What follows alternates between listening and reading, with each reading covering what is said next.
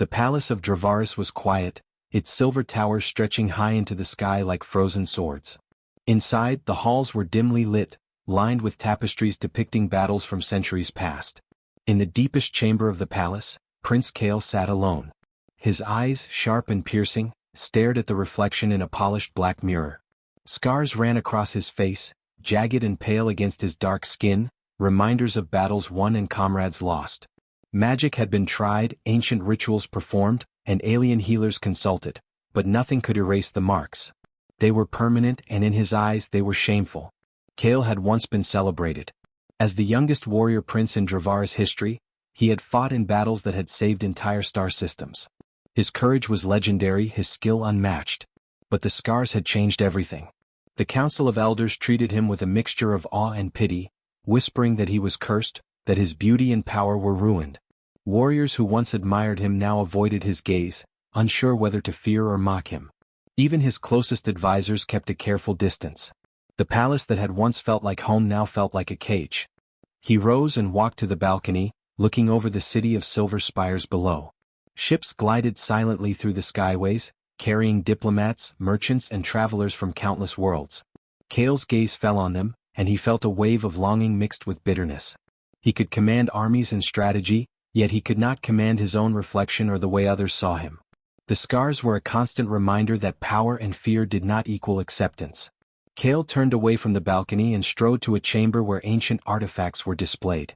Swords, shields, and enchanted relics were lined up like soldiers awaiting inspection. He picked up a blade, its metal humming faintly with residual energy. He ran a finger along the edge, remembering battles where this weapon had cut through enemies with precision. Yet even the weapon could not protect him from the judgment of others. It could kill foes, but it could not erase fear or pity from their eyes. A soft sound echoed through the hall, footsteps tentative and careful. Kale froze, his hand tightening on the blade. It was rare for anyone to enter his chamber unannounced. His guards were loyal but distant, and even the servants rarely ventured near. He turned, expecting one of them, but instead, he saw a young human girl standing at the doorway. She was small, with messy hair and bright eyes that reflected curiosity rather than fear. She held a small satchel, her hands trembling slightly, not from intimidation but from the wonder of being in a palace far different from anything on her home planet. I didn't mean to intrude, she said softly. Her voice had a warmth that was unfamiliar to Kale. He studied her carefully, suspicion written across his face. "Who are you?" he demanded, his voice sharp but controlled. "How did you enter my private chambers?" The girl took a small step forward, her eyes never leaving his. "I'm Lyra," she said. "I'm visiting Dravaris. I didn't know this was a restricted area. I'm sorry." Kale's eyes flicked to the scars on her hands as she reached to adjust her satchel, but he quickly returned his gaze to her face. Most beings would have turned away, avoided him or shown disgust. But she did none of that. She looked at him with simple curiosity, as if she was studying a painting rather than a scarred prince. Something in her innocence made Kale pause. "You are human," he said finally, his voice lower now, more controlled. She nodded. "Yes. I've come to learn about your world, your history, and your people. I didn't mean to disturb you, I promise." Kale studied her for a long moment. Most humans he had encountered were fragile, timid, or easily intimidated by his presence. This one was different. She did not flinch. She did not avert her eyes. She simply looked. And in that simple act, she did something no magic or healer could do. She treated him like a person, not a scarred legend or a warrior to be feared. "You may stay," he said finally. His voice was still cold, but it carried less edge. "For now." Lyra smiled, a small and genuine curve of her lips. "Thank you, Prince Kale. I won't get in your way." 4 days, Lyra wandered the palace, often crossing paths with Kale. She asked questions about the history of Dravaris, the battles fought, the artifacts displayed in the halls. Kale responded reluctantly at first, but slowly he began to share stories. He spoke of victories, losses, comrades fallen, and the weight of leadership. Lyra listened without judgment, without pity. Her questions were simple, yet they forced Kale to see himself in a new way. One afternoon, as the twin sons of Dravaris bathed the palace in golden light, Lyra approached him while he sat in the training courtyard. His reflection in the polished floor revealed the scars on his face and arms, but she did not flinch. Instead, she tilted her head and said softly, "They're beautiful." Kale froze. The words were unexpected, Impossible even. Beautiful? He echoed, his voice hollow. You cannot be serious. These marks, they are shameful. They are reminders of pain and failure. Lyra shook her head. No. They show strength. They show that you survived when others could not. You carry your history on your skin. That is something to honor, not hide. For the first time in years, Cale felt a stirring he had not known. Hope. The words pierced the wall he had built around himself, the isolation he had embraced. No magic, no healer, no ritual had ever touched him like this. A human girl, naive and untrained in his ways, had seen beyond the scars and recognized something deeper. Cale stood, walking toward her slowly. You truly see me? He asked, his voice almost a whisper. Lyra nodded. I see you, Prince Cale. Not just your scars, not just your power, but you. The person inside. For the first time, Cale allowed himself to smile, a small, tentative curve of his lips. The shadows that had filled his life seemed to retreat slightly. Perhaps he could survive more than just battles. Perhaps he could survive himself. From that day on, the palace changed for Cale. Lyra's presence reminded him that acceptance was not granted by magic or rituals, but by seeing and being seen. He began to leave his chambers more often, engage with his advisors, and observe the city from the palace balcony. The people still whispered, still feared, still judged. But Cale no longer recoiled. He had found something stronger than fear, recognition and the first hint of trust in another being. And Lyra, human and small among the towering Dravarians, continued to walk beside him, asking questions, listening and slowly unraveling the walls around the Prince of Shadows. For Cale, the battle was no longer just against enemies or magic. It was against his own despair, and with a simple word of kindness, a human girl had given him his first true weapon, hope. The palace of Dravaris remained vast and quiet, but inside its deepest halls, Prince Cale had begun to heal in a way no spell or potion could achieve. And in the heart of the scarred prince, something long dormant began to shine again. The possibility of life, acceptance, and even, perhaps, love. The day Lyra arrived on Dravaris was bright and bustling. Starships of all shapes and sizes filled the skyways, gliding gracefully above the city's silver spires. Merchants shouted, diplomats hurried, and travelers from countless worlds moved through the city streets.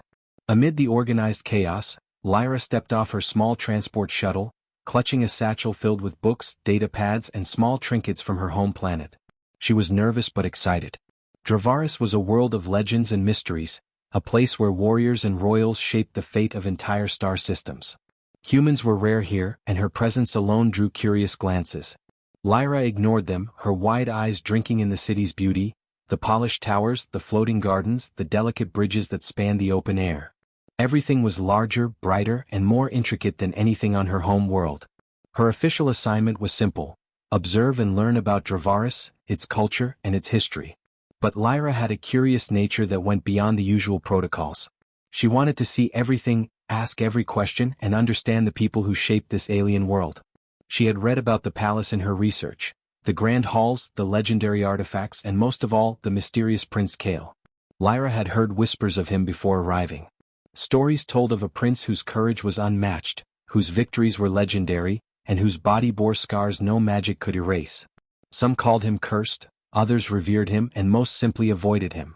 For a human, the idea of meeting someone so feared and so isolated was intimidating, yet thrilling. She wanted to see him for herself. On her first day, she was escorted through the palace halls by a guide, an older Dravarian named Karan. His face was lined with age, his voice soft but firm. "Be careful, human," he said, glancing at her nervously. "The prince is unlike anyone you have met. He does not welcome strangers easily. Most who approach him are met with anger or dismissal." Lyra nodded politely. "I understand, but I only want to learn. I won't intrude." Karan shook his head. "We shall see." They entered a long corridor lined with artifacts from battles fought centuries ago. Armor, weapons, and shields gleamed under the lights. Statues of past rulers stood tall and proud, their eyes carved to stare into the present as if judging every visitor. Lyra paused, fascinated, and took notes quietly in her pad. She moved slowly, admiring the craftsmanship, the detail, and the stories behind each piece. Suddenly, a shadow fell across the corridor. Lyra looked up and froze. There, at the end of the hall, stood Prince Cale. His eyes, sharp and piercing, fixed on her immediately. The scars on his face and arms were prominent even from a distance, jagged reminders of battles fought and survived. His expression was unreadable, a mixture of curiosity and caution. Lyra's heart raced, but she forced herself to stay calm. She gave a small bow, the human equivalent of respect. "Prince Kale," she said softly. "It is an honor to meet you." Kale's eyes narrowed slightly. Most visitors would falter at the sight of him, stumble over words or turn away in fear. But this human did none of that. She did not look away, did not flinch, and did not tremble. She simply addressed him politely with respect and confidence. He felt an unfamiliar sensation, curiosity mixed with something like cautious admiration. "You are human," he said finally, his voice low and steady. "You do not fear me?" Lyra shook her head.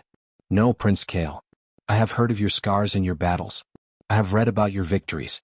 But I am here to learn about you, not to judge you. I do not see a monster, only a person." Kale blinked. No one had ever said such words to him. Most people either avoided him, whispered behind his back, or stared in shock. This human spoke with kindness, yet without pity. Something about her innocence and honesty caught him off guard. "Many find my scars unsettling," he admitted cautiously. "Why do you not?" Lyra tilted her head, considering. "On my planet, scars are signs of survival. They tell stories of struggle, courage, and experience. I think they are remarkable. They show that you are strong, that you have endured." Kale was silent for a moment, his gaze softening slightly. Her words were strange, alien even, yet they touched something he had long ignored. No healer, no magic, no ritual had ever affected him like this. A simple human girl with no powers and no reputation had made him feel seen. Over the next few days, Lyra continued her explorations of the palace. She wandered through libraries filled with ancient texts, observing the council meetings from a safe distance, and speaking quietly with scholars and historians. And every time she crossed paths with Kale, she asked questions. Not about his scars, but about his life, his battles, his thoughts. She wanted to know who he was beneath the fearsome exterior. Kale, at first reluctant, began to respond. He told her stories of battles where his brothers-in-arms had fallen, of strategies that had saved entire fleets, and of the loneliness that came with being a warrior prince. Lyra listened without interruption, without judgment, taking notes quietly. She never flinched at the scars, never avoided the subject, and never spoke pity. One afternoon she asked him about a particular mark across his cheek. "What happened here?" she asked gently. Kale's jaw tightened. "A blade from an enemy commander. It left me with this. Magic could not repair it." He paused, his eyes hardening. "It reminds me of my failures and my losses." Lyra shook her head. "No. It reminds you that you survived. That you are alive. That is something to honor, not hide." Kale felt a strange warmth in his chest. No one had ever spoken to him like this. No one had ever made him consider that the scars were a sign of strength rather than shame. The days passed and the palace seemed less oppressive. Kale began to walk more in the corridors, no longer retreating immediately into shadows. He observed the city from the balcony, sometimes with Lyra by his side, her small presence a gentle reminder that there was more to life than fear and isolation. The human's curiosity and kindness were contagious. Kale realized that her perspective was different from the Dravarians he knew. She did not see him as a prince, a warrior, or a scarred figure to be feared. She saw him as a person. That simple truth began to change him from the inside, planting a seed of hope and acceptance. By the end of her first week on Dravaris, Lyra had achieved something no magic, ritual, or healer could. She had pierced the wall around Kale's heart. The Prince of Shadows, feared and isolated, began to look at the world differently.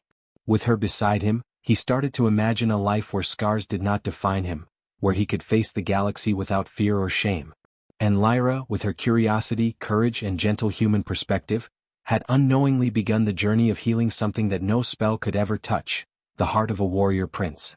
Kale's life, once confined to shadows and scars, was slowly opening to light. And it all began with the arrival of one small, fearless human girl. Days passed on Dravaris, and the bond between Prince Kale and Lyra grew quietly, like sunlight creeping through a closed window. The palace was vast, filled with secrets and echoes of the past, yet Lyra moved through it with ease, asking questions and observing everything. Kale, who had once avoided all visitors and even his own reflection, now spent hours talking with her. He told her about battles, strategy, and the weight of leadership. But most importantly, he began to speak about his scars, the ones no magic could heal. One evening, Kale led her to a private garden, a place where alien flora glowed faintly under the twin moons. The air smelled sweet, a mixture of jasmine-like flowers and the metallic tang of the palace above. Kale walked slowly, his hands brushing against the glowing plants. "These scars," he said quietly, his voice low, "they are a reminder of everything I have lost. Every friend, every comrade, and yet I survive. But survival is lonely." Lyra followed him, her eyes gentle. "You survived, Kale. That is not weakness. That is strength. Humans believe scars tell stories. They show courage, endurance, and resilience." Kale shook his head. "They only remind me of failure. Others look at me and see brokenness. They do not see what I have endured, only the marks left behind." Lyra stepped closer. "But isn't that exactly why they are remarkable? The story is in the scars, in the survival. They are not shameful. They are proof that you lived, that you fought, that you continued even when the world expected you to fall." Kale's eyes softened, a sensation he had not felt in years. No counselor, no healer, no ritual had ever said such words. Only this human girl, small and untrained in battle, spoke truth to him. You truly mean this?" he asked. Lyra nodded, her expression steady. "I do. Your scars are beautiful, Kale, not because they are perfect but because they are real. They are you." For a long moment, Kale said nothing. He remembered the whispers of the court, the fear in the eyes of warriors, and the distance of those who had once admired him. All of that seemed to fade in the presence of her simple words. A warmth spread in his chest, a feeling that no magic could bring. For the first time he considered that perhaps there was a way to be whole again, not through healing potions or rituals, but through understanding and acceptance. The next day, Lyra found him in the palace library, standing before a mirror and studying his reflection. "You stare too long," she said softly, approaching him. "Why do you punish yourself this way?" Kale did not answer immediately.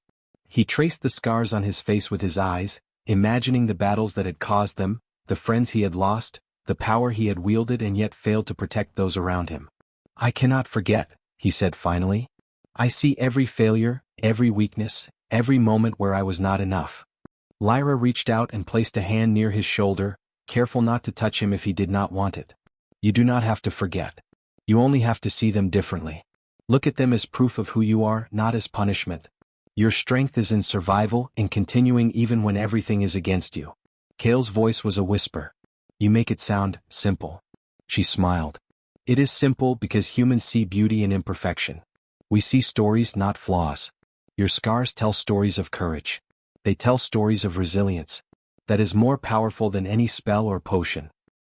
He looked at her closely, realizing something he had never admitted even to himself. Her perspective was not constrained by fear, tradition, or politics. She was free of judgment, and because of that she could see what no one else could. Slowly, Kale began to relax, lowering his shoulders, loosening the tension that had bound him for years. The days turned into weeks, and Lyra's presence became a balm for Kale's wounded spirit. They walked through the palace corridors together, she asking questions about strategy, history, and life, he responding with stories, explanations, and sometimes silence when words failed. Yet even in silence, her eyes were patient, her attention unwavering. One afternoon, Kale asked her to accompany him to the training grounds. He did not fight there. He only moved, testing the limits of his body without engaging in combat. Lyra watched him, fascinated by the grace and precision beneath the scars. "You are strong," she said quietly. "I have always been strong," Kale replied. "But strength alone cannot heal." "Then let it be more than strength," Lyra said. "Let it be understanding, acceptance, and courage. Let it be everything that makes you human even if you are not." Her words struck him deeply. He realized that magic, powerful as it was on Dravaris, could not reach this place inside him. No potion could mend what he had lost, no spell could restore the part of him buried under shame and fear. But her words, her simple, human, honest words, began to bridge the gap. They brought something no one else had: hope. Kale began to notice small changes in himself.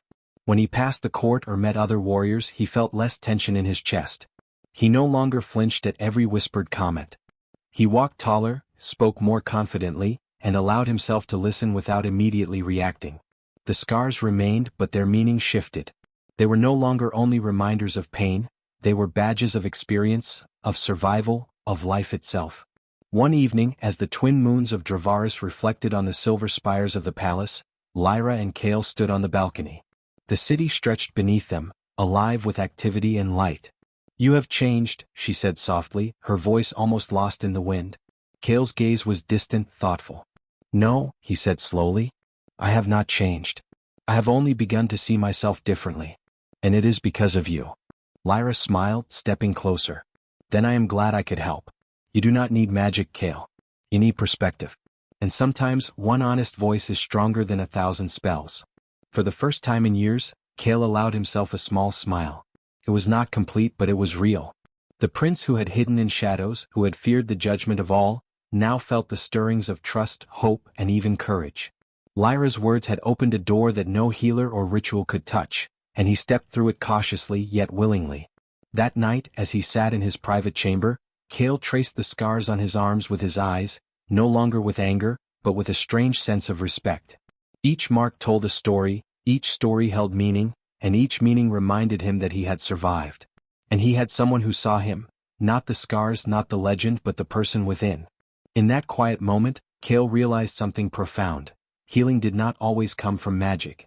Healing could come from understanding, from empathy, and from the simple, honest words of a human girl who had dared to see beauty where others saw only brokenness. And with that realization, the Prince of Shadows began a journey that no spell could grant, a journey of acceptance, courage, and the slow, powerful light of hope. The day of the council ceremony arrived, and the palace of Dravaris was alive with tension. Representatives from across the galaxy filled the grand hall, their eyes glinting with curiosity, fear, and expectation. Prince Kale stood behind the doors, his reflection in the polished floors showing the scars that no magic could erase. His chest felt tight, and for a moment he considered retreating into the familiar safety of shadows. But then he remembered Lyra's words, the human girl who had taught him to see strength in what others called weakness. "You are ready," Lyra whispered beside him, her hand brushing lightly against his arm. "Walk forward. Show them who you are, not what they expect you to be." Kale nodded slowly. Her presence gave him courage he had not felt in years. He stepped forward, each movement deliberate, controlled, and confident. The doors opened and the light of the hall spilled across him, revealing his scars to everyone present. Murmurs rippled through the crowd, some whispered fear, others awe, and a few showed doubt. Kale held his head high. He would not shrink from their gaze.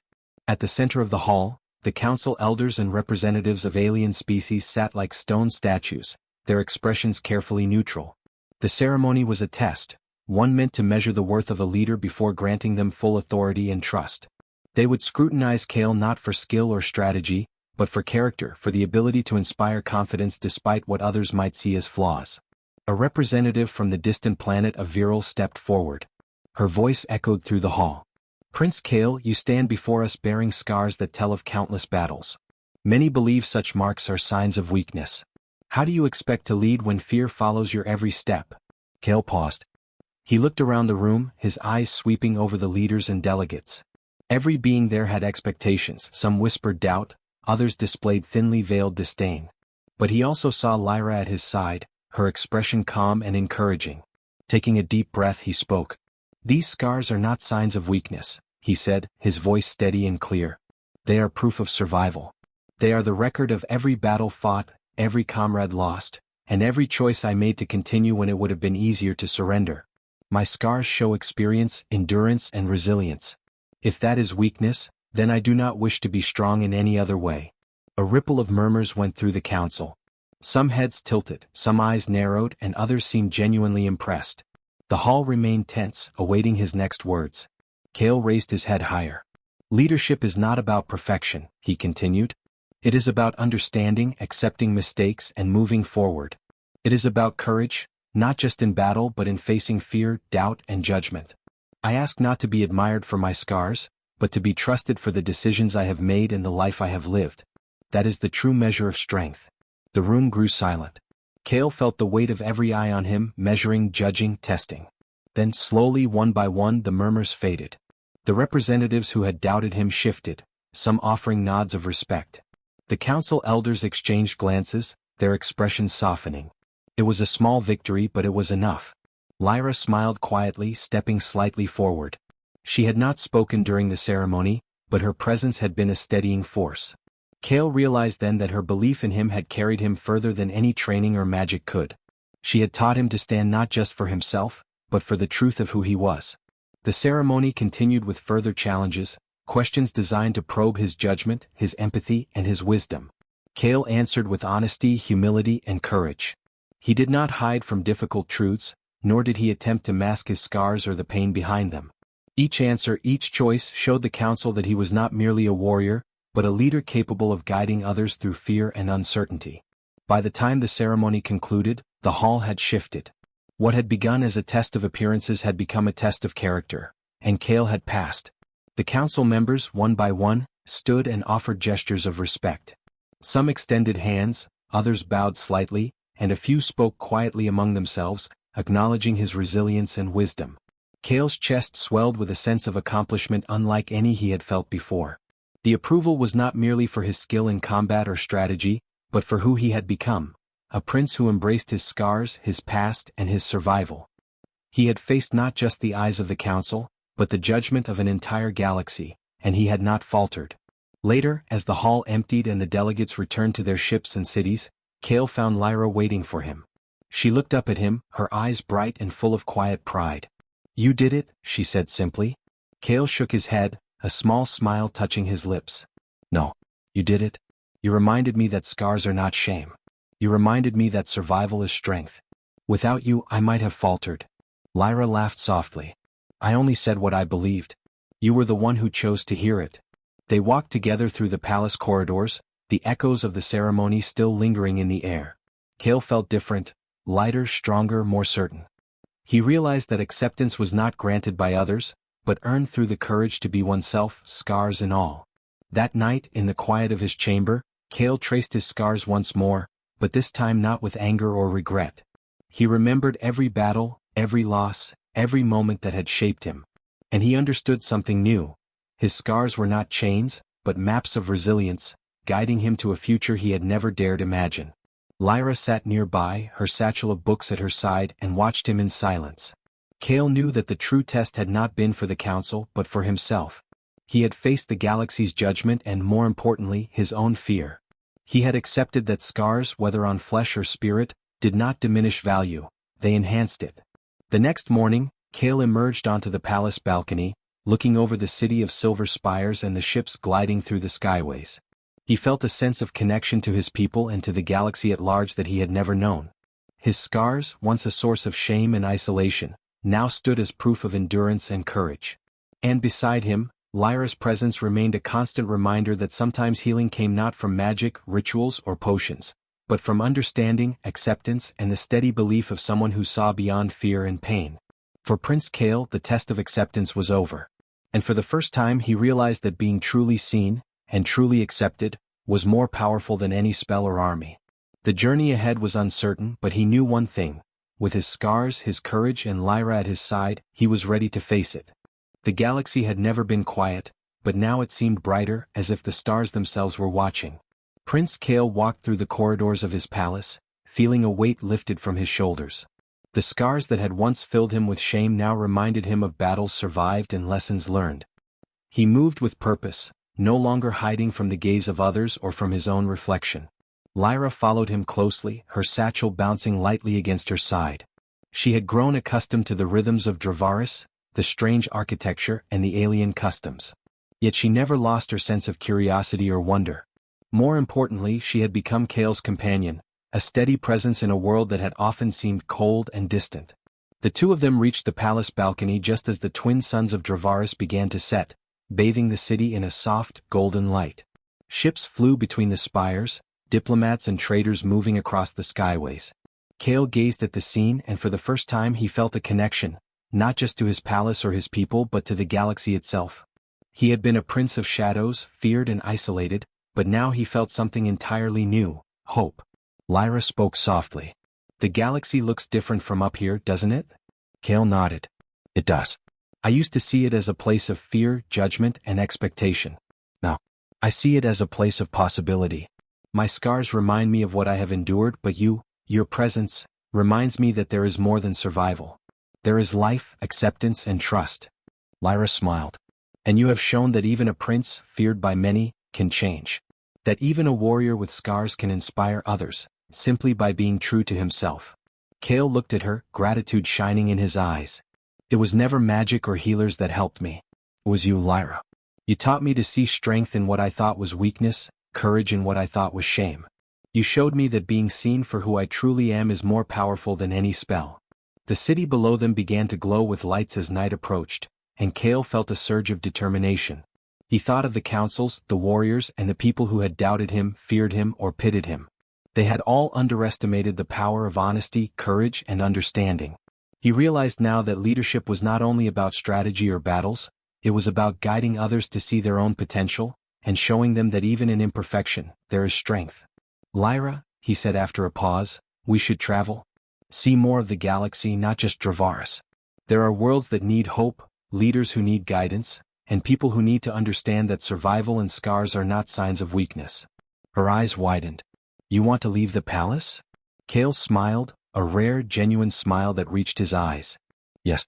I have spent too long in shadows. The galaxy is vast and there is much to do. But I cannot do it alone. I want you with me. You have already taught me more than anyone else could. Together we can show others that courage, honesty, and understanding are more powerful than fear or prejudice. Lyra hesitated, then nodded. I will go with you. But remember, Kale, the journey will not be easy. The galaxy is full of danger, and not everyone will understand our purpose. Kale placed a hand on hers, steady and strong. I know. But I have faced battles and I have faced judgment. Nothing will stop me now.